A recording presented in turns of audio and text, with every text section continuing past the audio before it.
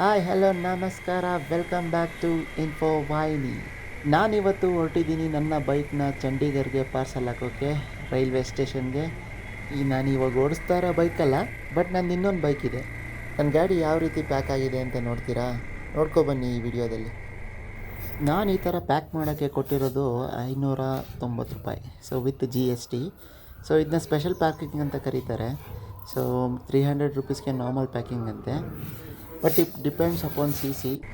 ಬೆಂಗಳೂರು ಯಶವಂತಪುರದಿಂದ ಚಂಡೀಗಢಗೆ 2 ದಿನ ಟ್ರೈನ್ ಹೋಗುತ್ತೆ ವಾರಕ್ಕೆ, ಒಂದು ಬುಧವಾರ ಇನ್ನೊಂದು ಶನಿವಾರ. ಸೊ ನಾನು ಮಂಗಳವಾರನೇ ತೊಗೊಬಂದು ಗಾಡಿನ ಪ್ಯಾಕಿಂಗ್ ಮಾಡಿಸಿ ಪಾರ್ಸಲ್ ಕೌಂಟರಲ್ಲಿ ಫಾರ್ಮ್ ಫಿಲ್ ಮಾಡಿ ಬಿಲ್ ಮಾಡಿಸಿ ಗಾಡಿನ ನಿಲ್ಲಿಸ್ಬಿಟ್ಟು ಹೋಗಿದ್ದೀನಿ. ಸೊ ನಿಮ್ಗೆ ಅನಿಸ್ತಿರ್ಬೋದು, ಯಾಕಪ್ಪ ಇವನು ಶನಿವಾರ ಆಗ್ತಾವನೆ ಗಾಡಿನ ಮಂಗಳವಾರ ತೊಗೊಂಡೋಗ್ಬಿಟ್ಟಿದ್ದಾನೆ, ಬುಧವಾರ ಯಾಕೆ ಗಾಡಿ ಹೋಗ್ತಿಲ್ಲ, ಇವಾಗ ಯಾಕೆ ಲೋಡಿಂಗ್ ಮಾಡೋಕ್ಕೆ ಹೋಗ್ತಾ ಇದ್ದಾನೆ ಅಂತ ಯಾರೇ ಹೋಗ್ಬಿಟ್ಟು ಪಾರ್ಸಲ್ ಕೌಂಟರಲ್ಲಿ ಎನ್ಕ್ವೈರಿ ಮಾಡಿದಾಗ ಹೇಳ್ತಾರೆ ಹಿಂದಿನ ದಿನ ತೊಗೊಬನ್ನಿ ಸಾಕು ಅಂತ. ಫಾರ್ ಎಕ್ಸಾಂಪಲ್, ಬುಧವಾರ ಕಳಿಸ್ಬೇಕಂದ್ರೆ ಮಂಗಳವಾರ ತೊಗೊಬನ್ನಿ, ಶನಿವಾರ ಟ್ರೈನಿಗೆ ಕಳಿಸ್ಬೇಕಂದ್ರೆ ಶುಕ್ರವಾರ ತೊಗೊಬನ್ನಿ ಅಂತ. ಸರಿ ಅಂತ ನಾವು ಮಂಗಳವಾರ ತೊಗೊಂಡೋಗಿದ್ವಿ ಬುಧವಾರ ಟ್ರೈನ್ಗೆ.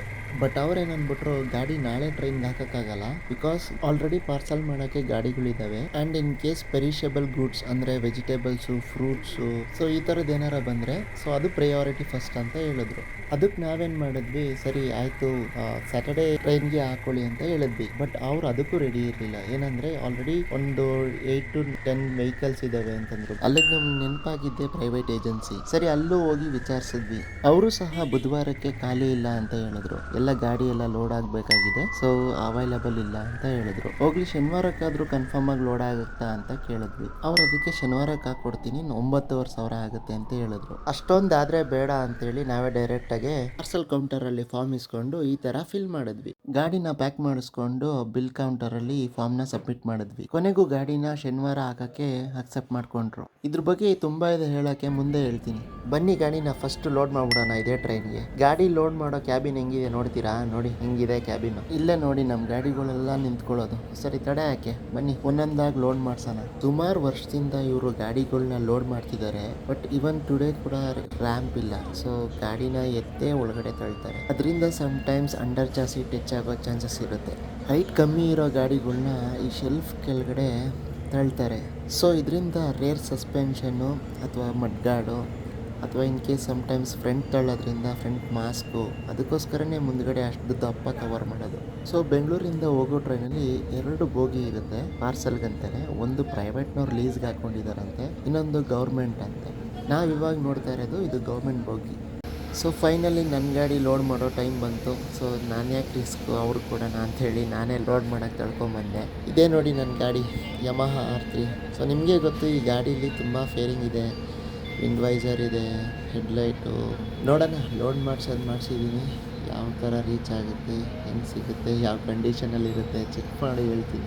ಲೋಡ್ ಮಾಡಬೇಕಾದ್ರೆ ಬಾಟಮ್ ಮುಚ್ಚುತ್ತೆ ಅಂದ್ಕೊಂಡೆ, ಬಟ್ ಲಕ್ಕಿಲಿ ಏನೂ ಟಚ್ ಆಗಲಿಲ್ಲ. ಕೊನೆಗೆ ಎಲ್ಲ ಗಾಡಿ ಲೋಡ್ ಮಾಡಿ ಎಲ್ಲ ಚೆಕ್ ಮಾಡಿ ಎಲ್ಲ ನೀಟಾಗಿ ನಿಂತಿದೆಯಾ, ಏನು ಟಚ್ ಆಗ್ತಿಲ್ವಾ ಅಂತ ಅಂದ್ಕೊಂಡು ಸೊ ಅವ್ರು ಸೀಲ್ ಮಾಡೋ ತನಕ ಅಲ್ಲೇ ಇದ್ವಿ. ಸೊ ಸೀಲ್ ಹಾಕಿ ಅವ್ರು ಲಾಕ್ ಮಾಡಿದ್ರು ಡೋರ್ನ. ಬಟ್ ಇಷ್ಟೇನಪ್ಪ ಅಂತಂದರೆ ಇದು ಡೈರೆಕ್ಟ್ ಚಂಡೀಗಢಗೆ ಹೋಗಿ ಅಲ್ಲಿ ಓಪನ್ ಆಗೋದಲ್ಲ, ಇದ್ರ ನೆಕ್ಸ್ಟ್ ಹುಬ್ಳಿಲಿ ಕೂಡ ಸ್ಟಾಪ್ ಆಗುತ್ತೆ, ಮತ್ತೆ ಅಲ್ಲೂ ಲೋಡ್ ಆಗುತ್ತಂತೆ.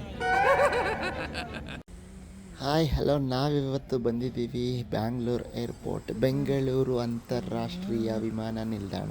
ಬನ್ನಿ ಇಲ್ಲಿಂದ ಚಂಡೀಗಢಗೆ ಫ್ಲೈಟಲ್ಲಿ ಹೋಗೋಣ. ಸೊ ಶನಿವಾರ ಗಾಡಿ ಕಳಿಸಿದ್ದೀವಿ, ಸೋಮವಾರ ಹೋಗಿ ರೀಚ್ ಆಗಿರುತ್ತೆ. ನಾವು ಗುರುವಾರ ಬೆಳಿಗ್ಗೆ ಹೋಗಿ ಗಾಡಿ ಕಲೆಕ್ಟ್ ಮಾಡ್ಕೊತೀವಿ. ಲಾಸ್ಟ್ ಟೈಮ್ 2023 ಏರ್ಪೋರ್ಟಿಗೆ ಬಂದಾಗ ಈ ಮಿಷಿನ್ ನೋಡಿರಲಿಲ್ಲ. ಈ ಟೈಮ್ ಇದೆ, ನೋಡೋಣ, ಟ್ರೈ ಮಾಡೋಣ.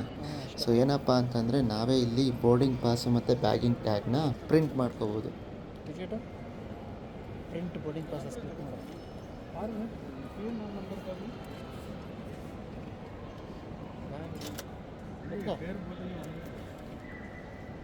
ಎಲ್ಲ ಬೋರ್ಡಿಂಗ್ ಪ್ರೊಸೀಜರ್ ಮುಗಿಸಿ ಫ್ಲೈಟ್ ಒಳಗಡೆ ಎಂಟರ್ ಆಗೋ ಟೈಮ್ ಬಂದೇ ಬಿಟ್ಟು. ಬನ್ನಿ ಒಳಗಡೆ ಹೋಗಿ ಕುತ್ಕೊಳ್ಳೋಣ.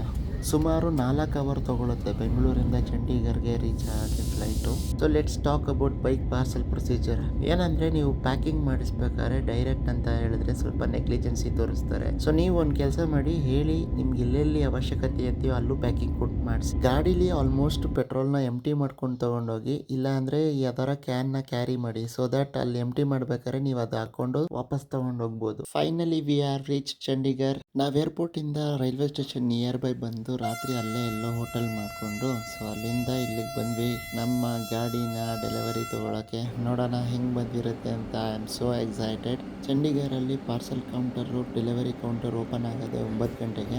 ಇದ್ರೊಳಗಡೆನೆ ನಮ್ಮ ಗಾಡಿಗಳೆಲ್ಲ ನಿಂತಿರೋದು. ಯಾವ ಕಂಡೀಷನಲ್ಲಿ ಇರುತ್ತೆ ಅಂತ ಐಡಿಯಾ ಕೂಡ ಇಲ್ಲ. ಇಲ್ಲಿ ಹೋಗಿ ತೊಗೊಂಬರೋಣ. ಗಾಡಿ ಬಂದು ನಿಂತು 3 ದಿನ ಆಗಿದೆ. ಸೊ ಆ 3 ದಿನದ್ದು ಫೈನ್ ಕೂಡ ನಾವು ಕಟ್ಟಬೇಕಾಗುತ್ತೆ, ಪಾರ್ಕಿಂಗ್ ಫೈನ್ ಅಂದ್ಬಿಟ್ಟು.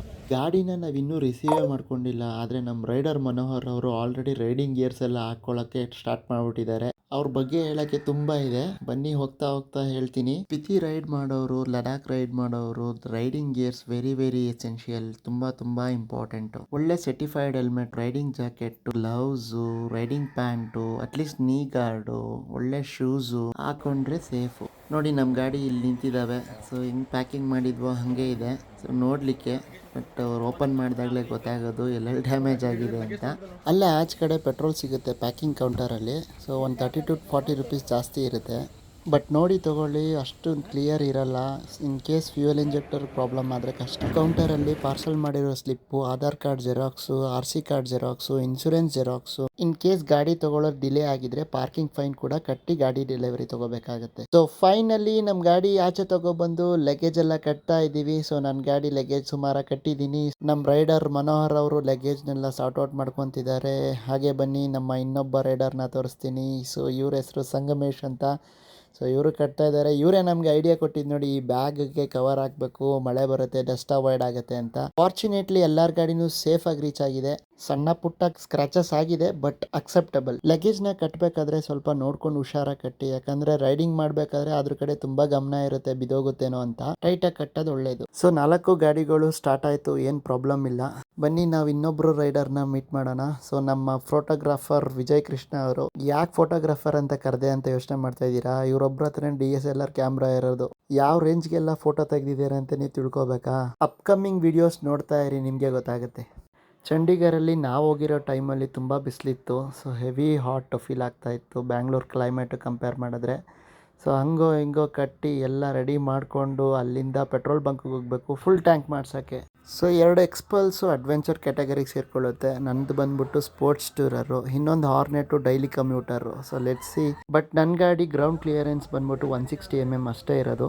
Riding experience in off road ಸ್ವಲ್ಪ ಟಫೇ ಅನಿಸುತ್ತೆ. ನೋಡೋಣ ಹೋಗ್ತಾ ಹೇಳ್ತೀನಿ ಹೆಂಗಿತ್ತು ಅಂತ. ರೈಲ್ವೆ ಸ್ಟೇಷನಿಂದ ಹೊರಟು ನಾವು ಪೆಟ್ರೋಲ್ ಬಂಕ್ಗೆ ಹೋದ್ವಿ. ಅಲ್ಲಿ ಎಲ್ಲ ಬೈಕಿಗೂ ಫುಲ್ ಟ್ಯಾಂಕ್ ಕೊಡಿಸಿ ಅಲ್ಲಿಂದ ನಮ್ಮ ಜರ್ನಿ ಸ್ಟಾರ್ಟ್ ಆಯಿತು ಸ್ಪಿತಿ ವ್ಯಾಲಿ ಕಡೆಗೆ. ನೋಡಿ ಗಾಯ್ಸ್, ಫಸ್ಟ್ ಟೈಮ್ ನಾನು ಲೇಟ್ ಮಾಡಿದ್ದೀನಿ. ಯಾವಾಗಲೂ ಬೇಗ ಕಾಯ್ತಾ ಇದ್ದೆ. ನಮ್ಮ ವಿಜಯ್ ಅವರು ಲೇಟಾಗಿ ಬಂದರು, ಲೇಟೆಸ್ಟಾಗಿ ಬಂದವ್ರೆ. ಪಾಪ ಫುಲ್ಲು ಬೆವರು ಹಿಡಿದೋಗ್ಬಿಟ್ಟೈತೆ. ಎಲ್ಲರೂ ಟ್ಯಾಂಕ್ ಬ್ಯಾಗು, ಹಿಂದೆ ಬ್ಯಾಗು ಎಲ್ಲ ತಗೊಂಬಂದ್ರೆ ನಮ್ಮ ಅನಿಲ KR ಮಾರ್ಕೆಟ್ ಬ್ಯಾಗ್ ತಗೊಂಬಂದಿದ್ದಾರೆ. Traveller for a reason, logger for a reason. ಎಲ್ಲರದು ಹೈಕಿಂಗ್ ಬ್ಯಾಗ್ಸ್ ಎಲ್ಲ ಬಂದೈತೆ. ಮಾರ್ಕೆಟ್ ಬ್ಯಾಗ್ ಇನ್ನೂ ಬಂದಿಲ್ಲ.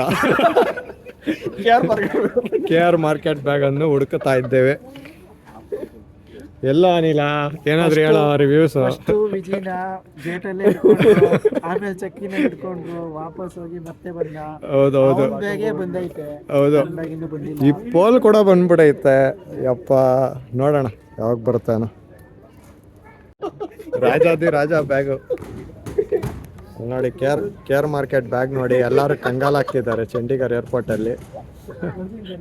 ಯಾರಿಗೂ ಈ ಬ್ಯಾಗ್ ಅನ್ಕೊಂಡಿರ್ತಾರೆ.